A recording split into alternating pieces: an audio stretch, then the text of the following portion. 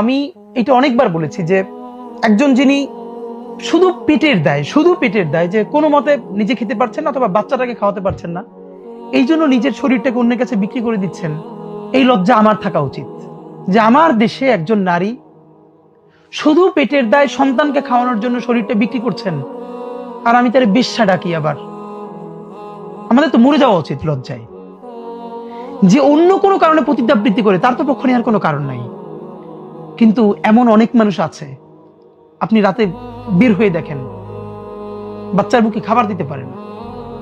আপনি খেয়াল করেন, আমার চোখে আপনার চোখে যিনি একজন বেশ্যা, এই মানুষটা যখন এই টাকায় বাচ্চার জন্য একটা খাবার কিনে নিয়ে যাচ্ছে, সেই বাচ্চার চোখে উনি এই দুনিয়ার সব থেকে সম্মানিত জননী।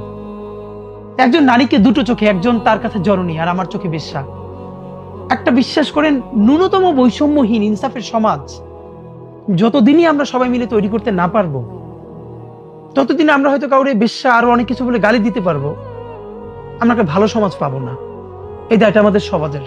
আমরা এখনো বিয়ের খাবারে গিয়ে অর্ধেক খাবার নষ্ট না করলে আমরা জাতে উঠতে পারি না। আমরা এখনো যেই পরিমাণ কমিউনিটি সেন্টারে একটা বিয়ের প্রোগ্রামে খাবার নষ্ট হয়, এদেশে এখনো ডাস্টবিন থেকে খাবার তুলে খেয়ে, আপনারা রাত্রিরে দেখবেন, কালকে মগবাজারে দেখেছি রাত্রিরে বাচ্চারা খাবার তুলে খাচ্ছে। এই বাচ্চাটা আপনি হইতে পারতাম, আমি হইতে পারতাম, আল্লাহ আমাদেরকে এখানে পাঠান নাই। তাহলে যে এখনো ডাস্টবিন থেকে খাবার তুলে খাচ্ছে, সেই দেশে আমি ফুটানি করে, আমি বিয়েতে খাবার নষ্ট করি, আমার অফিসে খাবার নষ্ট করি, প্রতিদিন ফ্রিজ থেকে এত খাবার ফেলে দেই, আল্লাহ জিজ্ঞেস করলে আপনি আমি জবাব দিব কি ভাই?